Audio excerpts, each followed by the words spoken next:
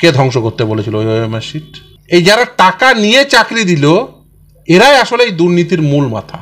এদেরকে আইডেন্টিফাই করতে হবে। এই টাকা কোন মাথা পর্যন্ত পৌঁছেছে, কোন কোন ঘাটে এই টাকা ঘুরেছে, সেই ঘাটগুলোকে আইডেন্টিফাই করতে হবে, সেই মাথাগুলোকে আইডেন্টিফাই করতে হবে। এবং তার জন্যই সুজয় কৃষ্ণ ভদ্রের কণ্ঠস্বর অত্যন্ত গুরুত্বপূর্ণ। আমরা অত্যন্ত আশাবাদী এই কোর্ট মনিটর তদন্তে নিশ্চিতভাবেই আনার্থ হবে যে এই দুর্নীতির মূল বেনিফিশিয়ারি কারা, কালীঘাটের কাকু নাকি কাকুর কোনো ডাকু ভাই। আগে মাথা ধরতে হবে, ওই মাথা ধরে কত টাকা তুলেছিস বল, এটা আইডেন্টিফাই করা গেলেই আনার্থ হয়ে যাবে।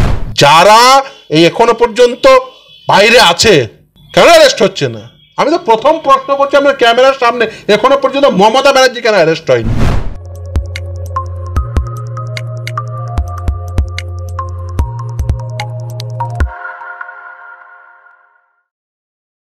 নমস্কার, আপনারা দেখছেন দ্য ইন্ডিপেন্ডেন্ট বেঙ্গল। আমি রুমেলি রয়েছি আপনাদের সঙ্গে। নিয়োগ দুর্নীতি সম্পর্কে যে চাঞ্চল্যকর তথ্য উঠে আসছে তাতে দেখা যাচ্ছে ভয়েস স্যাম্পেলে যে কণ্ঠস্বর শোনা গেছিল সেটা সুজয় কৃষ্ণ ভদ্র অর্থাৎ কালীঘাটের কাকুর। আর এই বিষয়ে কথা বলতে আমাদের সঙ্গে আছেন আইনজীবী ফিরদৌস শামীম। স্যার, আপনাকে স্বাগত আমাদের চ্যানেলে। ফরেন্সিক রিপোর্টে যে ভয়েস স্যাম্পল টেস্ট করা হয়েছিল সেখানে দেখা যাচ্ছে যে সেই কণ্ঠস্বর সুজয় কৃষ্ণ ভদ্রের সঙ্গে মিলে যাচ্ছে। এই তদন্ত কতটা গুরুত্বপূর্ণ বলে আপনি মনে করেন? দেখুন, আপনাদের তথ্যসূত্র যদি সঠিক হয় তাহলে নিশ্চিতভাবেই বলবো অত্যন্ত গুরুত্বপূর্ণ। কেন গুরুত্বপূর্ণ? তার কারণ সুজয় কৃষ্ণ ভদ্র এই নিয়োগ দুর্নীতির একেবারে কেন্দ্রবিন্দুতে অবস্থান করছেন। কেন এ কথা বলছি? তার কারণ আপনাদের নিশ্চিতভাবে মনে থাকবে, ইডি একটা প্রেস রিলিজ করেছিল এবং সেই প্রেস রিলিজের সাপেক্ষে বলা যায় যে তিনটে কেন্দ্রীয় চরিত্র ছিল। এক, লিপস অ্যান্ড বাউন্স, দ্বিতীয় হচ্ছে এই সুজয় কৃষ্ণ ভদ্র এবং তৃতীয় হচ্ছে অভিষেক বন্দ্যোপাধ্যায়। এখন এই লিপস অ্যান্ড বাউন্স নামক এই কোম্পানিটি ডুবিয়াস ট্রানজ্যাকশনের সঙ্গে যুক্ত, সেটা ইডি প্রেস রিলিজ করে জানিয়েছিল এবং তারা বলেছিল সেটা প্রাইমারি রিক্রুটমেন্ট স্ক্যামের বিষয়ে। আপনারা নিশ্চিতভাবেই জানেন এই যে সৌমেন নন্দীর মামলায়, যে মামলার আইনজীবী হিসাবে আমি অ্যাপিয়ার করি, আমি দেখেছি এই মামলা করতে করতে যে এই প্রাথমিকের ক্ষেত্রে যে পরিমাণ দুর্নীতি হয়েছে সেটা অভাবনীয়। এবং দুর্নীতির কোন স্তর থেকে শুরু হয়েছে এটা শুনলে আপনারা অবাক হয়ে যাবেন। একেবারে আপনি বলতে পারেন যে রুল ফ্রেমিংয়ের স্তর থেকে দুর্নীতি শুরু হয়েছে। আচ্ছা ভাবুন তো, যে একটি পরীক্ষা হবে, নিয়োগের পরীক্ষা, সেখানে কে কত মার্কস পেল সেটি প্রকাশ করার আইন তৈরি করা হলো না, আইনে তার কোনো উল্লেখ থাকলো না। ঠিক আছে, তার উপর ভিত্তি করে নিয়োগ হলো আর পরীক্ষা কন্ডাক্ট হলো টেট 2014। সেখানে ওএমআর শিট, তার স্ক্যান কপি বা ইমেজ, মিরর ইমেজ রাখা হলো না, তার এডিটেবল টাইপ কপি রাখা হলো, ওএমআর শিট ফিজিক্যাল কপি ধ্বংস করে দেওয়া হলো। কার নির্দেশে ধ্বংস হয়েছিল? এই যে এডিটেবল কপি রাখার পিছনে যৌক্তিকতা কি? ধরুন সাপোজ আপনাকে বলা হচ্ছে যে আপনি এই পেপারটি ইলেকট্রনিক্যালি সেভ করে রাখুন, আপনি কি করবেন? এর ছবি তুলবেন, স্ক্যান করবেন। আপনি তো নিশ্চিতভাবেই এখানে যা যা লেখা আছে সেটা টাইপ করে রাখবেন না, মানে এত উর্বর মস্তিষ্ক নিশ্চিতভাবেই কারোর হতে পারে না। টাইপ করে রাখা হয়েছে, টাইপ কপি, মানে যে কোনো সময় চাইলে এই যা লেখা আছে সেটা পরিবর্তন করে দেওয়া যাবে। কেন রাখা হয়েছে? কোন উদ্দেশ্যে রাখা হয়েছে? যে যখন পয়সা দেবে তাকে নাম্বার বাড়িয়ে দিয়ে তাকে চাকরি দেবে, এই উদ্দেশ্যে। খুব পরিষ্কার। স্কুল সার্ভিস কমিশন তারা মিরর ইমেজ রেখেছে, ধরা পড়েছে যে ওএমআর শিটে যা মার্কস পেয়েছে তাতে, এবং যা ওই ট্যাবুলার শিটে যে নাম্বার পেয়েছে সেখানে হিউজ ম্যানিপুলেশন, শূন্যকে 53 করা হয়েছে।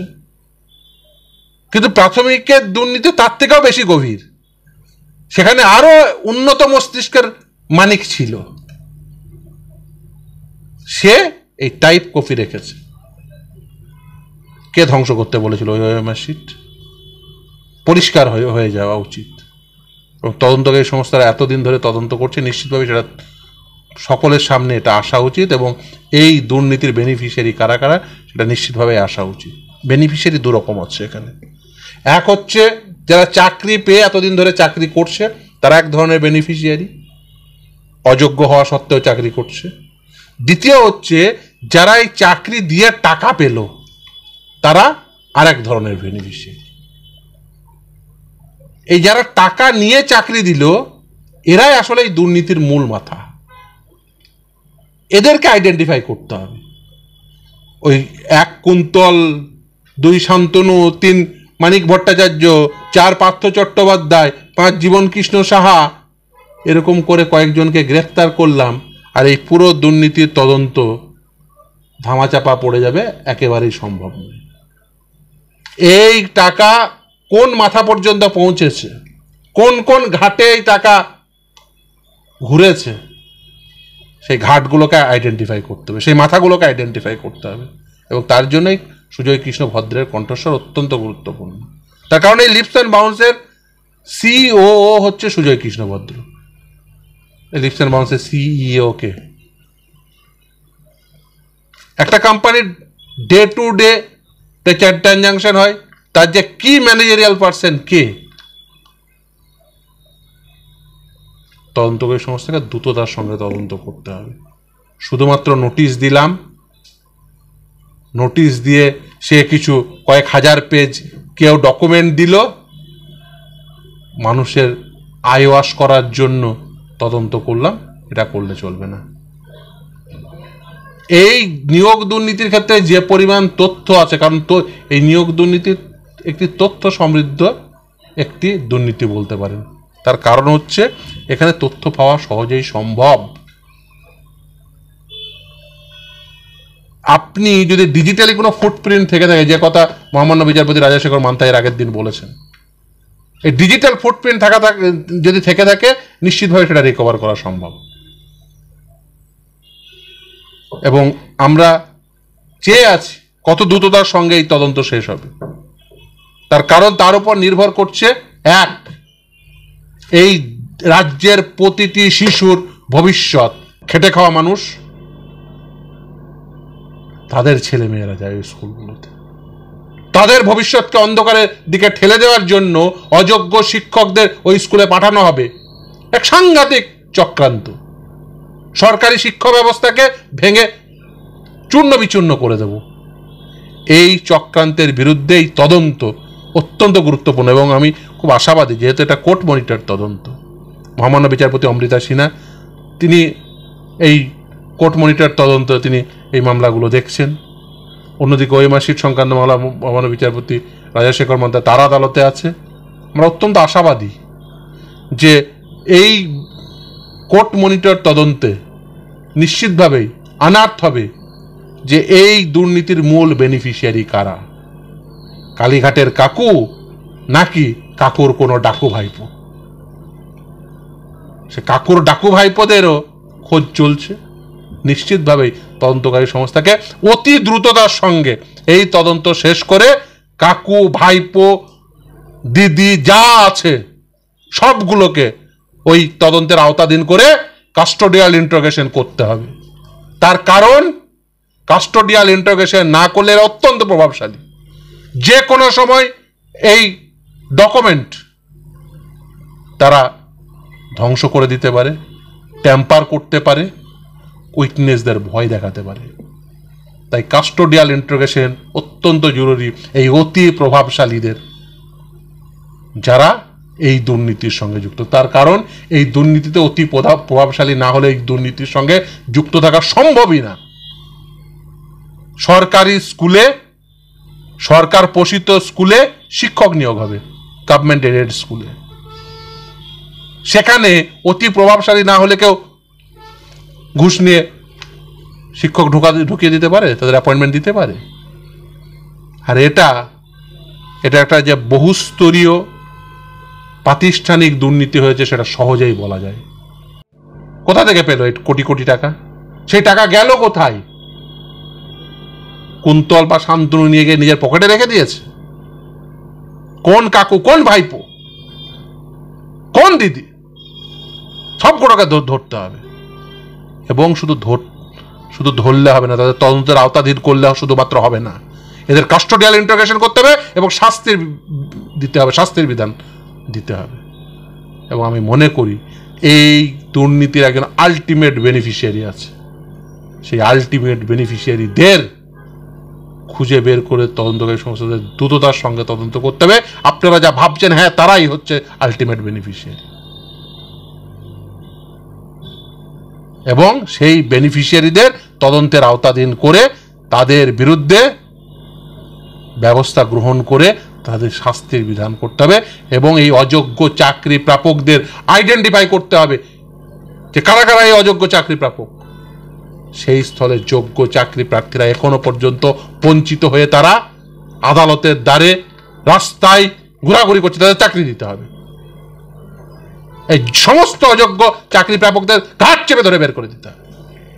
এক মুহূর্তে থাকার কোনো প্রকার অধিকার নেই, তার স্থলে যোগ্য চাকরি প্রার্থীদের চাকরি দিতে হবে, যারা যোগ্যতা থাকা সত্ত্বেও এতদিন ধরে বঞ্চিত। ইন্টারভিউ নেওয়া হয়নি, অ্যাপটিটিউড টেস্ট নেওয়া হয়নি। ইন্টারভিউ অ্যাপটিটিউড টেস্টের নামে যা করা হয়েছে, গেছে নিজের পছন্দের প্রার্থীদের বাবার নাম জিজ্ঞাসা করে বাড়ি পাঠিয়ে দেওয়া হয়েছে। যারা ইন্টারভিউ অ্যাপটিটিউড টেস্টের বোর্ডে রেখেছিল তারা জানেই না অ্যাপটিটিউড টেস্ট মানে কি। এইভাবে নিয়োগ হয়েছে এই পশ্চিমবঙ্গে আগামী কয়েক প্রজন্মের মেরুদণ্ড ভেঙে দেওয়ার সমস্ত রকম প্রয়াস চালিয়েছে কিছু মানুষ। আর একজন বলছে আমি কিছু জানতাম না। তুমি আছো কেন বাবা?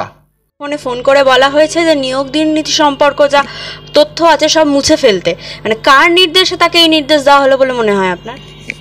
নিশ্চিতভাবেই যারা বেনিফিশিয়ারি সেই নির্দেশে, মানে আপনাকে তো আগেই বললাম এখানে বেনিফিশিয়ারি আর দুরকম বেনিফিশিয়ারি আছে। এক, যারা চাকরি পেয়েছে চাকরি প্রাপক। দ্বিতীয় হচ্ছে যারা টাকা পেয়েছে টাকা প্রাপক, অর্থ প্রাপক আর চাকরি প্রাপক। এই অর্থ প্রাপক আর চাকরি প্রাপক, এই চাকরি প্রাপক তো গ্রামের স্কুলে মাস্টারি করে, তার ওই ইনফ্লুয়েন্স হবে, ও বোঝাই যাচ্ছে খুব অর্থ প্রাপকের।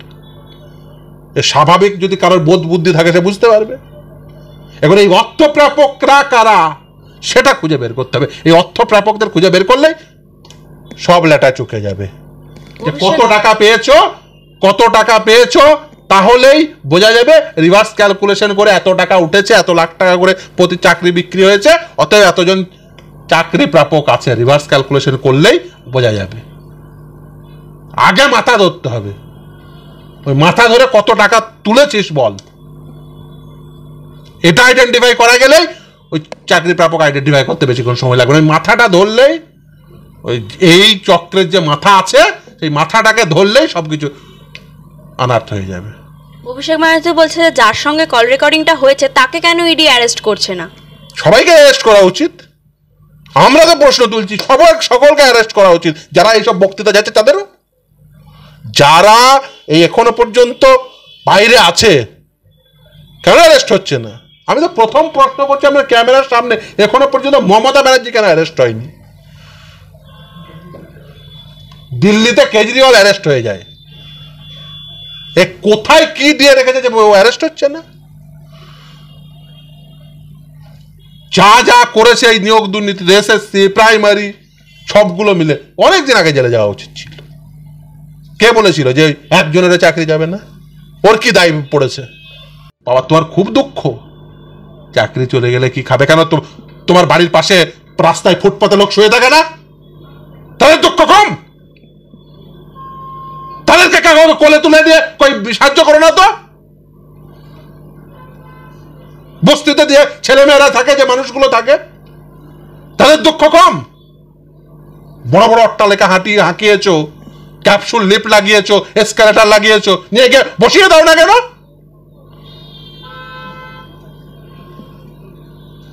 তোমার দুঃখ লাগে তাদের খেলে, যাদের কাছ থেকে টাকা নিয়ে চাকরি দিয়েছো তাদের চাকরি খেলে তোমার দুঃখ লাগে না? রাস্তায় ফুটপাতে শুয়ে থাকা ওই শিশুটার জন্য দুঃখ লাগে না? বস্তিতে বাস করা ওই মানুষটার জন্য দুঃখ লাগে না? তুমি যাদের কাছ থেকে টাকা পেয়েছো তাদের জন্য দুঃখ লাগে না?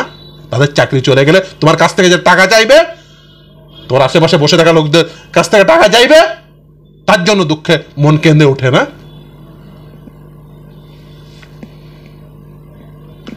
এর বিচার করতেই হবে, এর বিচার হতেই হবে এবং এর শাস্তি পেতেই হবে। অভিষেক ব্যানার্জিকে যখন এই ঘটনা নিয়ে তদন্ত মানে জিজ্ঞেস করা হচ্ছে, তখন তিনি বলছেন যে ইডিকে বলুন হাইকোর্টে গিয়ে তাদের সঙ্গে কথা বলতে।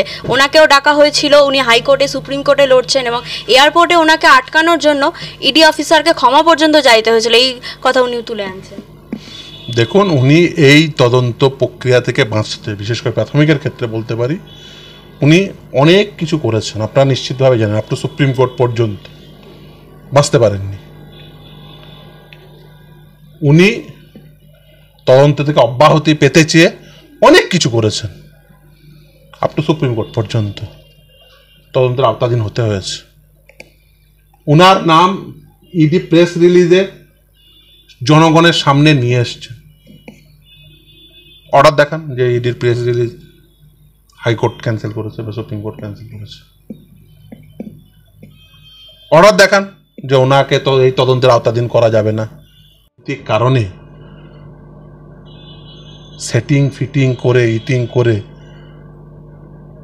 বাইরে আছেন, তার অর্থ এই নয় যে আপনি তদন্তের আওতাধীন নয়। তার অর্থ এই নয় যে আপনাকে সমস্ত কিছু থেকে অব্যাহতি দেওয়া হয়েছে। তার অর্থ এই নয় যে ইডির প্রেস রিলিজে আপনার নাম ছিল না। সবগুলোই আছে। এখন কেন ইডি কেজরিওয়ালকে গ্রেপ্তার করে আর এই রাজ্যে এসে চুপচাপ বসে থাকে, ও লোকসভা ভোটের রেজাল্ট বেরোলে মানুষ বুঝতে পারবে। কেন ডায়মন্ড হারবার কেন্দ্রে বিজেপি এরকম প্রার্থী দেয়, সেখান থেকে পরিষ্কার হয়ে যাবে। আরে নওশাদ সিদ্দিকী তো নড়েনি, কেন বিজেপির হেভিওয়েট নেতা কাউকে দাঁড় করায় না? কেন ওখানে সুকান্ত মজুমদার, শুভেন্দু অধিকারী দাঁড়ালো না? কেন দিলীপ ঘোষ ওখানে দাঁড়ালো না? লড়াই হতো, ফাইট হতো। ও সবাই বোঝে উপহার দেওয়া হচ্ছে। লোকে বোঝে না, সব বোঝে। লোকে বুঝছে যে বিজেপি তৃণমূল সেটিং করে ওখানে যাতে অভিষেক বন্দ্যোপাধ্যায় আবার নির্বাচিত হয়ে সাংসদ হয়ে সংসদের অভ্যন্তরে যেতে পারেন, তার বন্দোবস্ত করছে এই বিজেপি।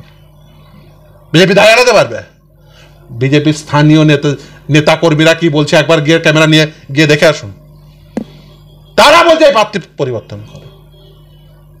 এত ঢাক ঢাক গুড় গুড়, একটা অল ইন্ডিয়া পার্টি প্রার্থী খুঁজে পাচ্ছে না, তাও বলছে ডায়মন্ড হারবারে লড়াই দেবে প্রতিকূল। লড়াকু ছেলে, এলাকার লড়াকু ছেলে, ফকিরচাঁদ কলেজে ছাত্র আন্দোলন করেছে, ছাত্র নেতা সেই সময়ে দাঁড়িয়ে ছাত্র আন্দোলন করেছে, গোটা রাজ্য জুড়ে ছাত্র আন্দোলন করেছে। লড়াকু ছেলে, সে ফাইট দেবে। আর বিজেপি ওই সিটটাকে উপহার দেওয়ার জন্য সমস্ত রকম বন্দোবস্ত করে। ও সকলেই বুঝতে পারছো ক্যালকুলেশনটা কি। মনে হয় এই দুর্নীতির যে মূল মাথা, সে কোনোদিন ধরা পড়বে? এইরকম করে চললে দেখুন, আমি একটাই ব্যাপারেই আশাবাদী, সেটা হচ্ছে কোর্ট মনিটর তদন্ত। সেই কারণেই আশাবাদী। তার কারণ আমরা নারদা সারদা থেকে, আপনাকে আগেও বলেছি আবারও বলছি, নারদা সারদা থেকে আমরা শিক্ষা নিয়েছি। তাই শিক্ষা দুর্নীতির মামলায় এই তদন্ত যাতে আদালতের মনিটরিংয়ে হয় তার প্রেয়ার করেছিলাম। আদালত সেটা অ্যাকসেপ্ট করেছে এবং আদালত সেই নিয়ে অর্ডার দিয়েছে। তাই তো দেখেছেন এই কালীঘাটের কাকুর যে কণ্ঠস্বরের নমুনা 4 মাস ধরে এসএসকে নিতে পারছিল না, আদালতের নির্দেশের ফলে 4 ঘন্টায় কণ্ঠস্বরের নমুনা পাওয়া যায়। কেন 4 মাস ধরে এসএসকেএমে কেন নেওয়া যাচ্ছিল না? কার ইন্টারভেনশনে? কালীঘাটের কাকু কে যে তার কণ্ঠস্বরের নমুনা পাওয়া যায় না? আবার দেখবেন আরেকজনের কণ্ঠস্বরের নমুনা প্রয়োজন হলে দেখবেন কত ড্রামা হয়। সকলেই বুঝতে পারছেন এই আসলে নাটকের পিছনে কি। নাটকের পিছনে ডাল মে কুচ কালা নেই, বহুত কুচ কালা হ্যায়।